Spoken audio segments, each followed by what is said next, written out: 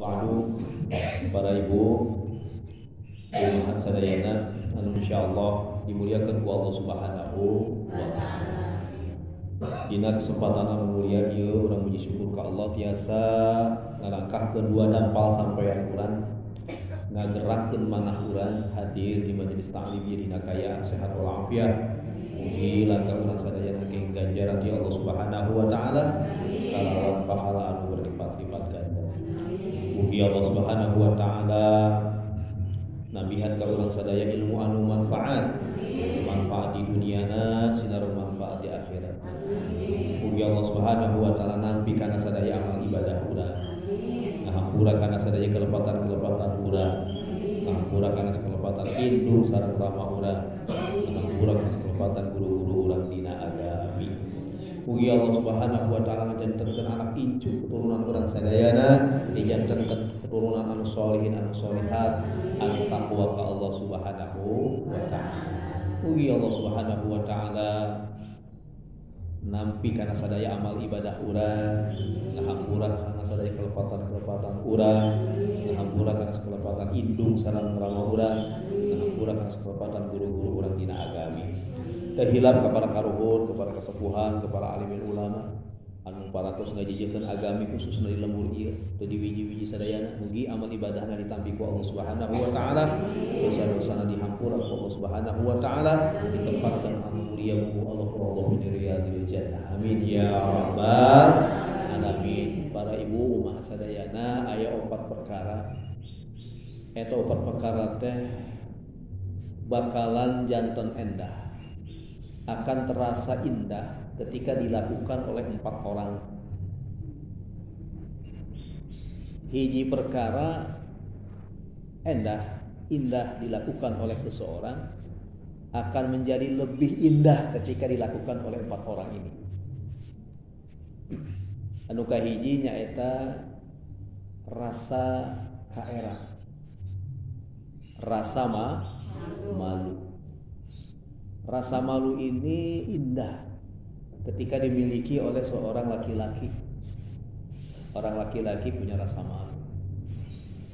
Karena malu dibagi 2. Aya malu anu sifatna imani, aya anu malu anu sifatna nafsani. Malu yang bersifat imani adalah rasa malu karena keimanan kepada Allah Subhanahu wa taala. Inilah maka disebutkan al-haya'u minal iman. Malu adalah sebagian daripada iman. Malu ketika ada yang mengajak-ngajak untuk berbuat munkarat, maksiat. Oh, ini adalah malu sebagian daripada iman. Tetapi ada malu yang sifatnya adalah manusiawi, kudrat. Seseorang itu akan terasa malu. Mau itu muslim, mau itu kafir, punya rasa malu sebagai fitrahnya manusia. Contoh, misalkan ketika ada seseorang berjalan, seorang perempuan ya, kemudian dia pakai androk saja. Ya, tiba-tiba angin besar, si androk teh kasingkap. Era apa teu?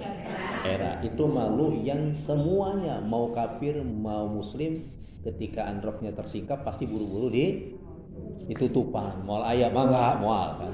Pasti ditutupan. Itu malu yang namanya nafsani.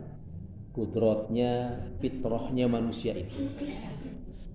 Rasa malu itu dimiliki oleh siapapun, terutama laki-laki, itu indah ketika memiliki rasa malu. Tetapi akan lebih indah kalau malu itu dimiliki oleh seorang perempuan. Ulangi, rasa malu itu indah dimiliki oleh seorang laki-laki, tapi akan terasa lebih indah kalau rasa malu itu dimiliki oleh seorang perempuan. Malu ketika kita di rumah gak ada suami, kan? Ada tamu bukan mahram kita bertamu, kita malu untuk menerima dia. Kadang kita ada perasaan nggak enak, ya kan? Ada tamu nggak diterima. Padahal di rumah nggak ada siapa-siapa, ya, nggak ada lakinya, nggak ada siapa. Kita berani harus katakan, mohon maaf, suami saya nggak ada di rumah. Silakan saja, ya, lain waktu atau mungkin sebentar di luar, ya.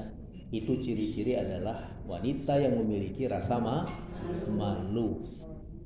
Malu ketika orang itu membuat status, pada zaman itu, ya, status tentang keluarganya, tentang dirinya, hal-hal yang aib, kemudian dia tulis, ya kan? Dan sedunia apa? Yang namanya Facebook itu sedunia apa? Yang namanya Instagram juga demikian. Yang namanya WA juga cepat sekali viral. Ya, sekarang lagi viral 3 orang anak SD yang nyeberangin sungai karena tidak ada jembatan. Ya, dalam hitungan beberapa hari saja sudah menyebar ke seluruh Indonesia, bahkan ke dunia. Jadi cepat sekali. Oleh karena itu kita berhati-hati.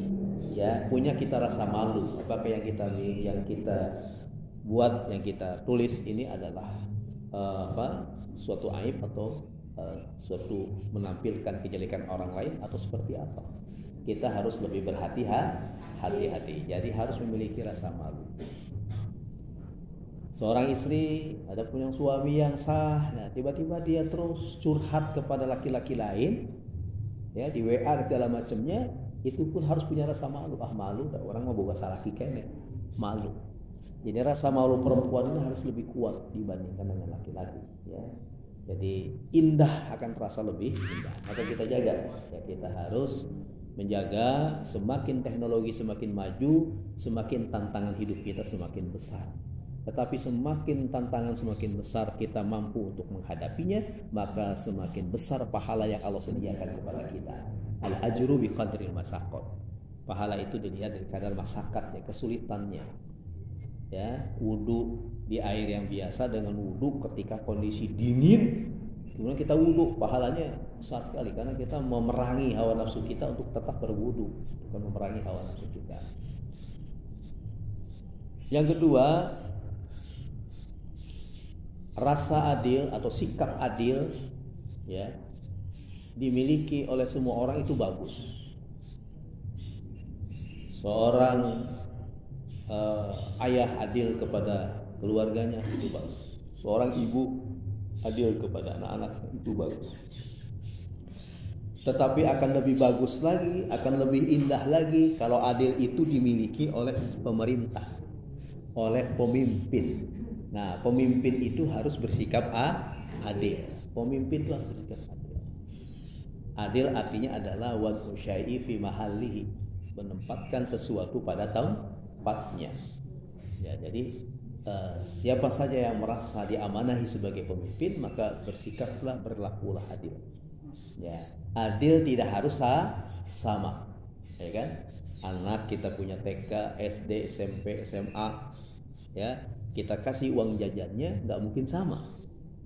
TK jeung SD beda, SD jeung SMP beda, jeung SMA kuliah beda. Apakah kita membeda-bedakan itu bersikap adil? Adil, karena sesuai dengan kebutuhan, gitu.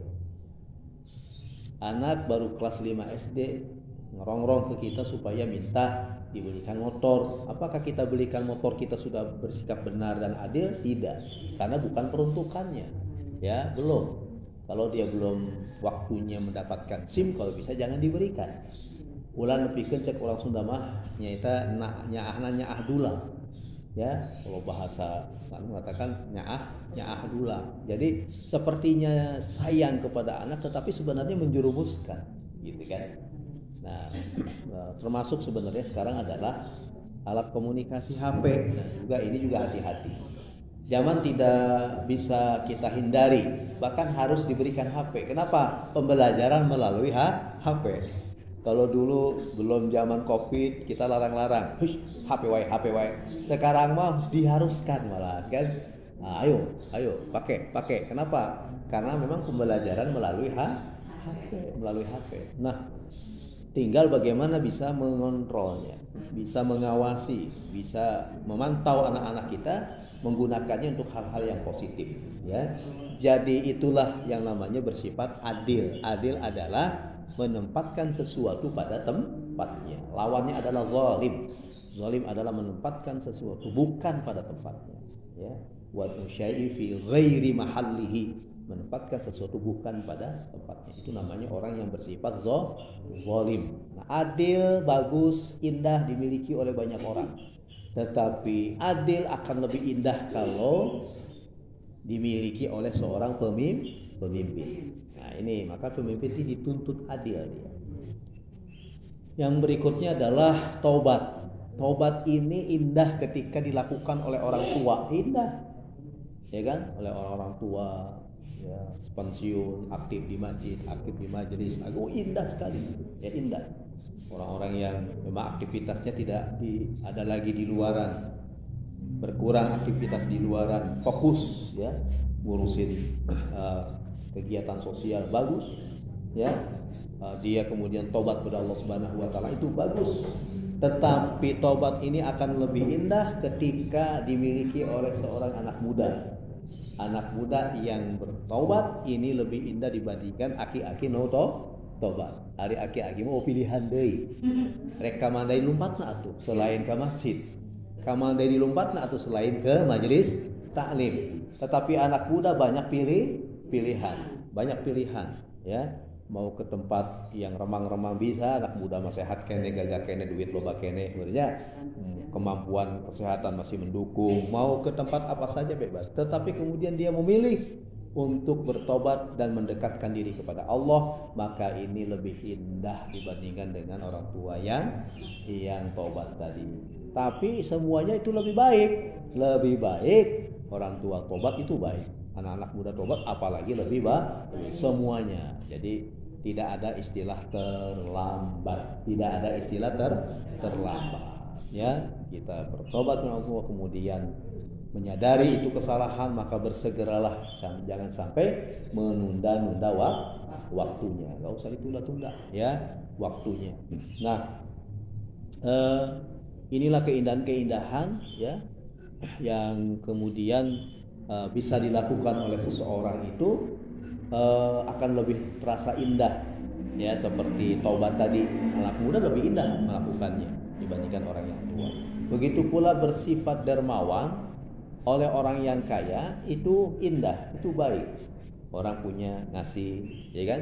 Itu baik. Tetapi orang yang nggak punya, orang yang fakir, orang yang miskin, dia memberi, maka itu lebih baik dibandingkan dengan orang kaya yang memberi.